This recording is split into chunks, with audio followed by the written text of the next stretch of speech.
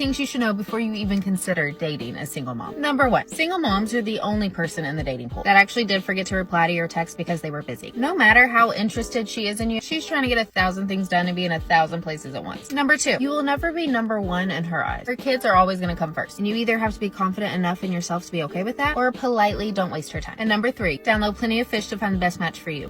Run! Go! Get to the chopper! No, that's where you're just wrong, sister. There's only one thing a guy needs to know about dating a single mom. Don't. Just don't. I mean, that's about it. Don't date a single mom. It's that simple. I mean, what's the point? Modern single mothers typically are looking for a meal ticket. They ultimately want to find a man who has no problem providing financially for her and her kid. And to make matters worse, this woman is advertising for Plenty of Fish, which is the condemned trailer park of dating apps. If you ask any former simp, most of them will have a Plenty of Fish story. And 8 times out of 10, it is a horror story.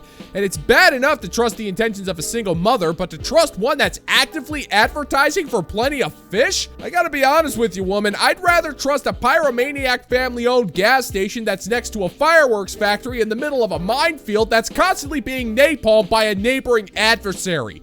Something tells me it would be a hell of a lot safer and cheaper than even considering taking you out for a lukewarm cup of coffee. Wish I could stay, but I got a thing. Bye. You should just stay single forever. Yeah, then you'll see how get a couple of cats. Yeah, give it about 30 years, then you'll see just how sad and lonely your life is because you're single and only have cats. Well, considering that single, child-free, unmarried women are some of the happiest people currently existing on this planet, that sounds like a pretty solid plan to me, you know? Don't threaten me with a good time. All right. I'm gonna let you in on a little secret, lady. I personally could not care less whether or not you choose to be single and child-free. It's your life. Go do whatever the hell you want with it. And if your idea of having a good time is taking care of a mess of cats, then good on you. But I think I should probably be the one to tell you that happy and well-adjusted individuals do not act the way you're acting. They don't feel the need to waste their time recording half-ass skits where you pretend that all of the single men are angry because you're quote-unquote choosing to be single. And I hate to break it to you, sister, we're not angry about it. Quite the opposite. We're laughing our asses off at your expense. Your tremendous amounts of cope is only shadowed by your unearned sense of self-importance that has provided us with endless amounts of amusement, because we couldn't care less if you choose to be single. That information does nothing for us one way or the other. You're the one who thinks we care, and why should we? Your skits are god-awful, but they are making us laugh because you are just making an ass out of yourself. Good, yeah, because men don't want you, okay? And a lot of men that are married currently don't like their wives either. So what point are you trying to make? Do you hear yourself? Single and unhappy, single and unhappy, you're just single and unhappy. Let it out. This is a safe space, let it out. I'm not mad. You're right, you're so right, King. I believe you when you say that you're not mad. Probably as much as you believe me when I tell you that I'm happy to be unmarried and not with a partner who doesn't even like or want to be with me in the first place. That logic is totally sound, by the way. No one makes friends with a failure. Okay? You understand? Hey woman, you are completely disregarding the opposite side of that coin, and that's modern women are more likely to secretly resent and straight up dislike their spouses, and that's because the men they married are not the men that they want, and that's why you're single, alone, and unhappy. You chose the wrong guy one too many times, so now you have so much in regards to trust issues and damage that you're trying to convince yourself by pretending to convince the entire planet that you're happy by backing up your meaningless claim with an even more meaningless statistic that's been debunked time and time again. And believe it or not, I'm actually quite happy that you're staying single and childless. But that's only because you're keeping your misery and contempt self-contained to your crappy one-bedroom apartment. And when you look at it that way, I think we as men should thank you for your willingness to stay away from us. By doing so, you're allowing countless men out there to dodge one hell of a bullet. I'll get around to thanking you later though. I really can't right now. I'm busy trying to find my nail clippers. I do have my priorities, you know. Good for you, man. Good for you. Good for you. If your partner is a primary caregiver or a stay-at-home parent and they have rules and boundaries and schedules that they stick to, and you tend to come in as the fun guy and blow it all up, just know that when you do that, you tend to make your partner's life harder. For example, if your partner has a morning routine that they do with the kids need to wake up, get dressed, brush their teeth, and then they can go downstairs for breakfast. And every day they follow this routine. And you come in and you say, no, you don't have to do any of that. Why don't we go downstairs, we'll eat breakfast, and then we'll come up and do that later. When you do that, you make their lives harder the next day when they try to stick to the routine that works for them. Oh, poor you. Well, I highly recommend that you get over yourself, woman. If a dad decides he wants to have a special day with his kids and breaks up the routine you desperately rely upon in order to feel like you have complete control over everyone and everything in that depressing tyrannical regime you call a household, then you can shut your trap for one day and allow him to have some fun with the kids. If your life hinges on controlling your kids' schedules to the point where they're not allowed to eat breakfast until you tell them to, then you really need to reevaluate your priorities and get some therapy or something, because at that point, all you're doing is proving to the entire household that you don't care about the kids or your husband. You said it yourself. When he has fun with the kids, it makes your life harder. You're saying nothing about the feelings of your husband or the children. It's all about you and the stress you must deal with, just sitting there and resenting the people who refuse to submit to your dominion. Seriously, woman, do you listen to what you're saying before you put it on the internet? Well, probably not. That would require you to think, and as we all know, thinking makes you cranky. If your partner is the primary parent or they're a stay-at-home parent and they are the person responsible for getting kids out the door on time, making sure they eat healthy meals, limiting screen time, and you come in and you do things like that to be fun or to shake it up, oftentimes what you're really doing is you're just creating more work for your partner. Because the next day, when she says, go brush your teeth before you can come downstairs, the kids are going to say, well, why? Why do I have to do that? Daddy didn't say I had to do that. And typically, there's a rhyme and a reason, because when you're by yourself parenting your kids alone, you do things a certain way to get them done in a timely way that works best for you. And so it's just my PSA. Don't trample over people's boundaries. Don't trample over the schedules they've created, especially if they are the primary parent or the person responsible for those things on a day-to-day basis. What? All right, lady, here's a question for you. You claim to be the primary parent, but does that mean the father of your children is a secondary parent?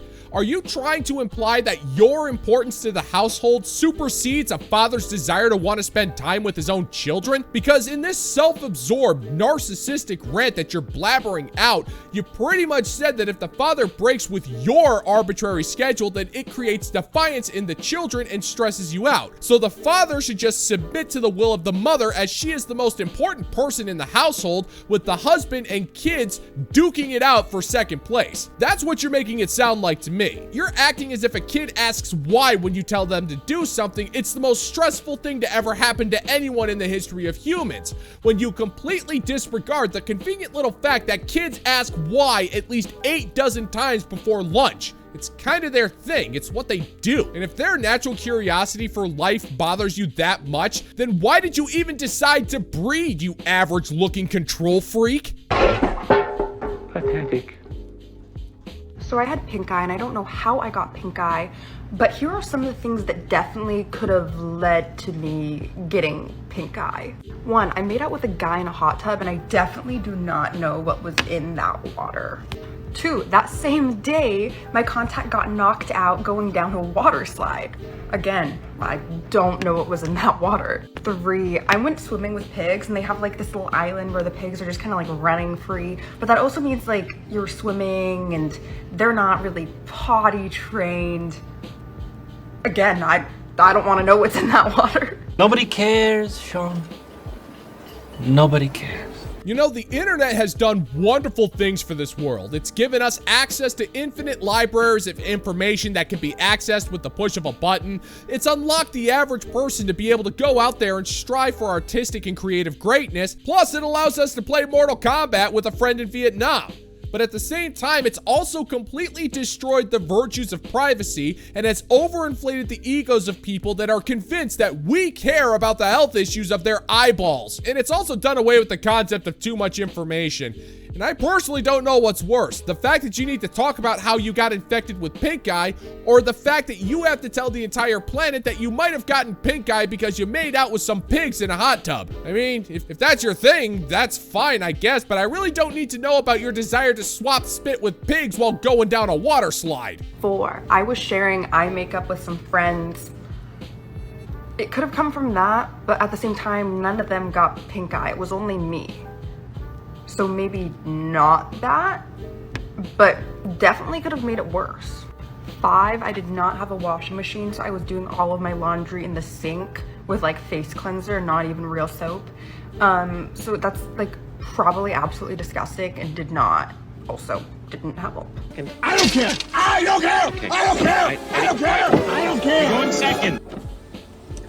I know this is gonna sound kind of weird, but the more I watch this kind of stuff, the more fascinated I become. It's not because of the mystery surrounding this broad's pink eye. I already know what caused that. It was Scott Baio. Scott Baio always gives people pink eye. It's kind of his thing. No, what interests me is how intricately main character syndrome has taken hold of these chicks. They think they are so important that their pink eye is somehow the most important thing to ever happen to them. And she's acting like it's some kind of a murder mystery. But instead of finding out it was Colonel Mustard in the conservatory with a copy of Harry Truman's biography, I mean, no joke, those condensed versions of Truman's biography are like 60 pounds.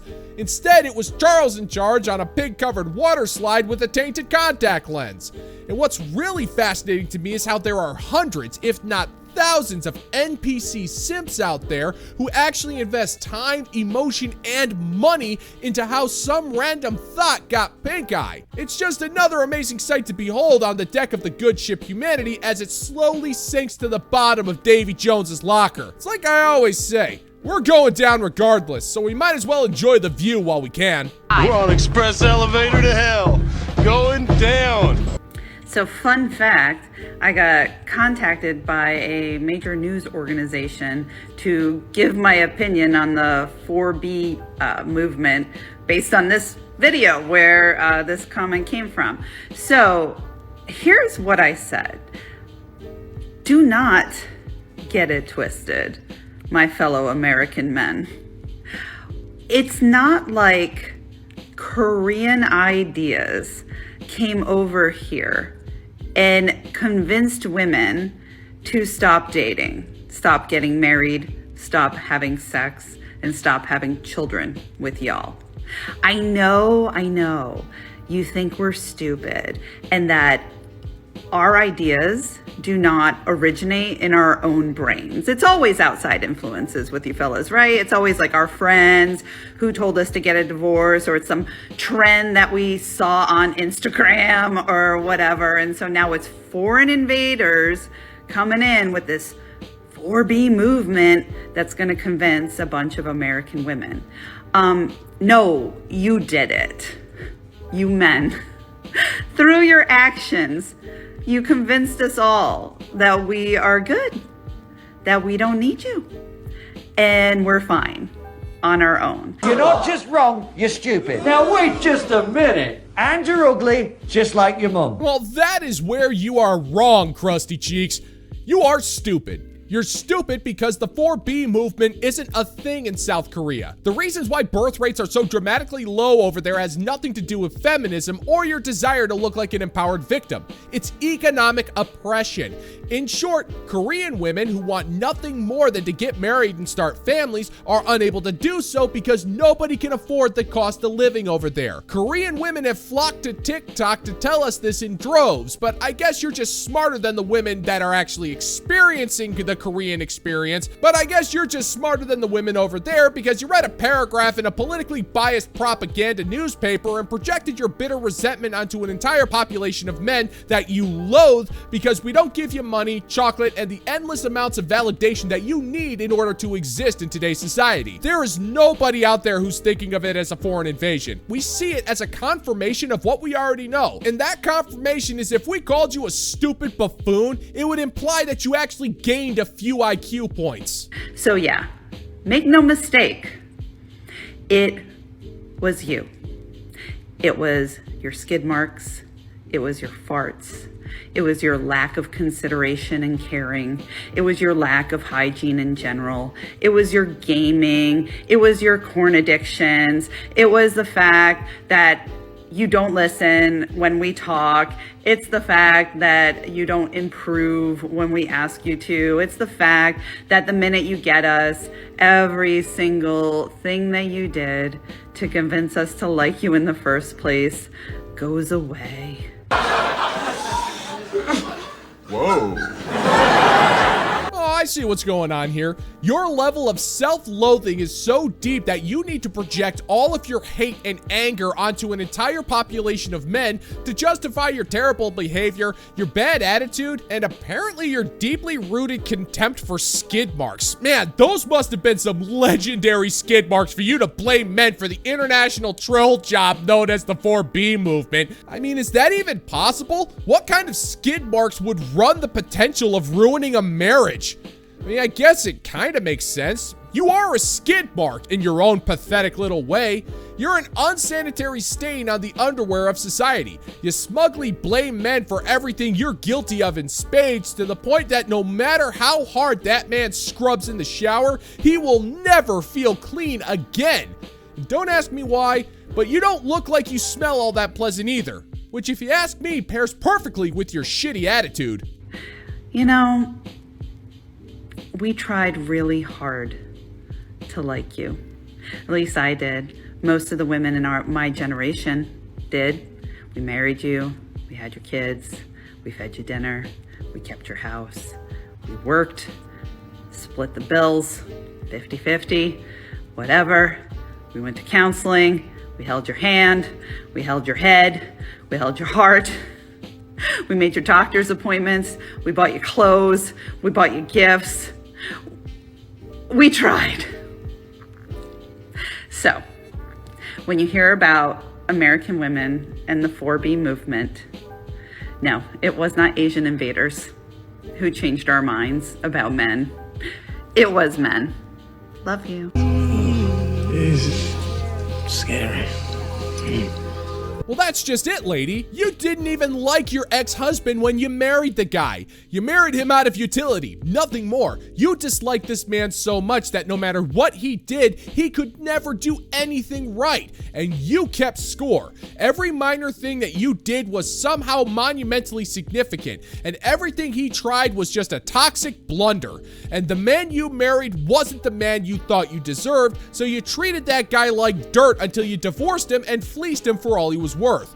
And now you're turning around and blaming us for your misery. But we couldn't care less about your accusation. Men have straight up stopped caring in general. There's no point getting involved with broads like you after you're dumb enough to show your true colors on the internet for the entire planet to witness. So go ahead and live alone. I honestly don't think you realize how big of a favor you're doing society by doing so.